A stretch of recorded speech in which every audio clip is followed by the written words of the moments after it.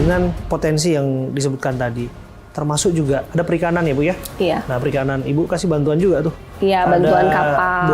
217 kalau saya nggak salah ya, 217 kapal 1,5 sampai 1,5 sampai 3 GT. Oke, 1,5 sampai 3 GT itu akan berimplikasi langsung terhadap para nelayan ya, harapannya Bu ya? Iya.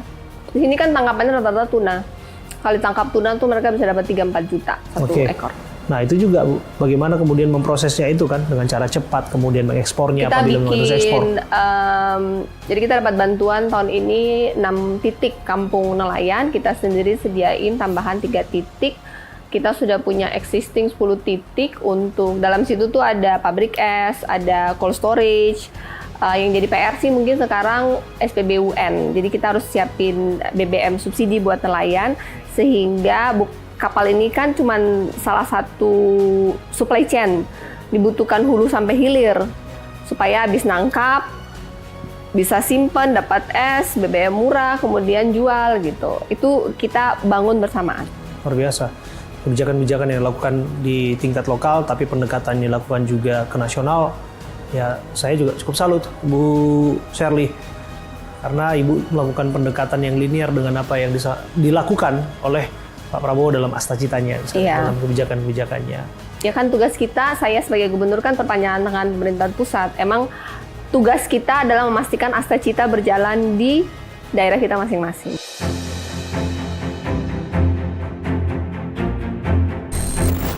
Dan berprogres terus ya Bu ya? Ya, berprogres, semuanya berprogres. Dan memang kebetulan program ketika kampanye kemarin itu mirip dengan Astacita Pak Presiden. Memang kita memprioritaskan basic need nelayan, petani kita sejahterakan. Tuh, ada Pak Presiden tuh di belakangnya. Ya. Dari 600 kepala daerah, saya termasuk salah satu dari 6 yang dipilih dipasangkan langsung oleh Pak Presiden. Oke. Itu suatu kebanggaan sih. Luar biasa. Pernah terpikir nggak bakal jadi menteri atau naik level untuk mengurusi pusat misalnya? Belum, karena kan tujuan saya ini kan bukan karir politik ya. Tujuan awal kan, jadi saya tuh bukan bercita-cita mau jadi kepala daerah. Kan ini tanggung di tengah jalan. Sebenarnya kan almarhum suami saya yang berkompetisi untuk menjadi gubernur waktu itu. Tapi kan ada kecelakaan, kemudian beliau meninggal di tengah-tengah. Jadi saya melanjutkan. Sebenarnya kan melanjutkan cuman karena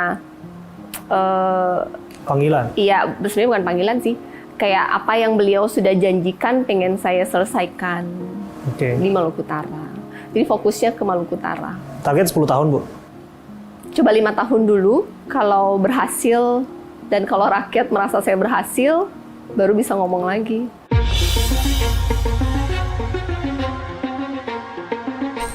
Kalau targetnya 5 tahun berhasil, digadang-gadang menjadi salah satu kandidat dalam kontestasi politik tanah air, Bu. Ibu menanggapinya kayak gimana itu, Bu Sherly? Kalau bertanya hari ini, saya masih fokus di Maluku Utara. Ibu merasa bahwa positioning sebagai primadona hari ini itu tidak akan dikapitalisir untuk politik masa depan? Saya tidak pernah menjadikan politik sebagai karir tujuan hidup saya. Sampai hari ini belum. Oke. Tapi kan Ibu udah ada di dalamnya, Bu. Bagaimanapun pejabat publik itu adalah pejabat politik kan, Bu, sebetulnya. Iya, tapi bagi saya keberhasilan 5 tahun ini kalau semua janji politik saya itu selesai. Targetnya cuma baru sampai di situ. Oke. Karena kan utamanya kemarin gimana masyarakat Maluku Utara yang kaya ini, kan saya banyak melihat masyarakat tuh benar-benar susah. Jadi emang Maluku Utara tuh bisa sejahtera. Ini bukan ada kaitannya dengan disebutkan Bu Sherly jarang berkantor, kemudian jarang di Maluku Utara, lebih sering di Jakarta, atau warawiri sana-sini. Itu gimana sih isu itu, Bu? Kan tugas gubernur itu bukan administrasi ya. Tugasnya gubernur itu kan cari program. Saya kalau ke Jakarta sehari saya bisa 3-5 kementerian. Cari program apa yang bisa dibawa ke Maluku Utara. Kayak contoh salah satunya 6 desa nelayan merah putih. Tadinya dapat 2, kemudian silaturahmi 6. Kemudian sekolah rakyat. Kalau nggak ke sana, kita daerah timur tuh kadang nggak tahu ada program itu. Ke sana tahu. Jemput bola ya, Bu? Dapat. Terus sekolah Garuda dapat. Jadi kan kita kan duitnya pas-pasan ya.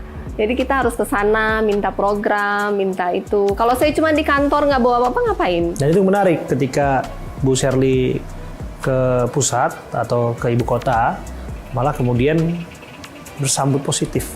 Iya. Malah dari pusat juga pemerintah memberikan perhatian ekstra di sini. Saya dapat bisik-bisik katanya Bu Sherly dekat dengan orang-orang kuat di tanah air ini. Benar nggak Bu? Saya berteman dengan semua.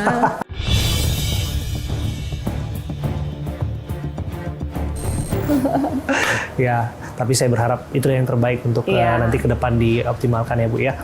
Bu Sherly, apa yang ingin disampaikan Bu mengenai tugas-tugas yang mungkin belum selesai atau mimpi yang belum tercapai dan termasuk dari orang yang menggantungkan harapan sama Ibu?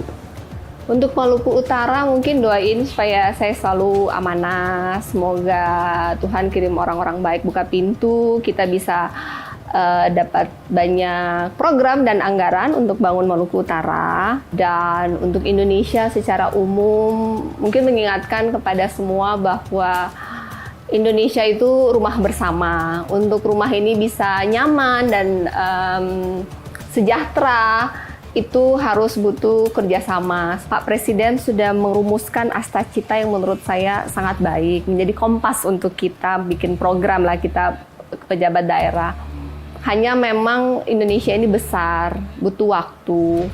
Tapi apapun dikomunikasikan dengan baik, yang mendengar mungkin cara responnya lebih solutif. Kemudian yang menyampaikan, mudah-mudahan dengan terjadi sedikit gesekan ini ada titik temu di kemudian hari antara pengambil kebijakan dan pemilik suara ini, rakyat yang harus kita layani mendapat titik temu sehingga program itu memang benar-benar memberikan solusi buat rakyat. Kadang rakyat merasa bahwa program itu bukan yang mereka mau dan padahal kita ini ada buat mereka gitu. Ya, satu yang terlewat Bu, menanggapi apa yang disampaikan Pak Tito Karnavian, Menteri Dalam Negeri, untuk pejabat daerah semestinya untuk meminimalisir segala sesuatu yang berkaitan dengan seremonial yang mengandung foya-foya atau apabila sifatnya pribadi disebut flexing misalnya Bu. Bagaimana Ibu lihat ya? Saya setuju, saya nggak suka seremonial. Ya, Bu. Saya setuju sih, karena saya udah jadi kepala daerah ya, Bapak kalau buka itu banyak banget seremonial. Saya bilang program angin.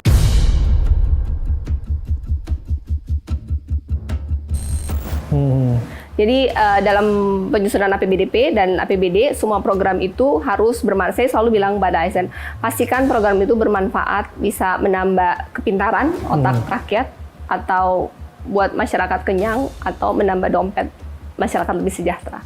Kalau kemudian program itu tidak ada manfaatnya, coret saja. Karena memang terlalu banyak seremonial yang tidak ada output langsung buat masyarakat. Itu fakta. Oke. Langsung penetrasi kepada rakyat, hadirkan yang berdampak langsung, mereka either lebih pintar, lebih kenyang, atau lebih sejahtera. Kalau kemudian uang itu tidak berdampak bagi ketiga hal itu, ya berarti layak dicoret.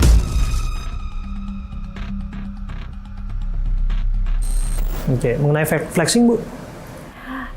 Ya memang mungkin bijak ya dalam kondisi saat ini ketika ada masyarakat yang mau makan aja sulit. Mungkin kita harus lebih berempati. Ketika kita minta masyarakat berdemokrasi dengan berempati, kita juga mungkin sebagai pejabat dalam hal ini pun harus berempati.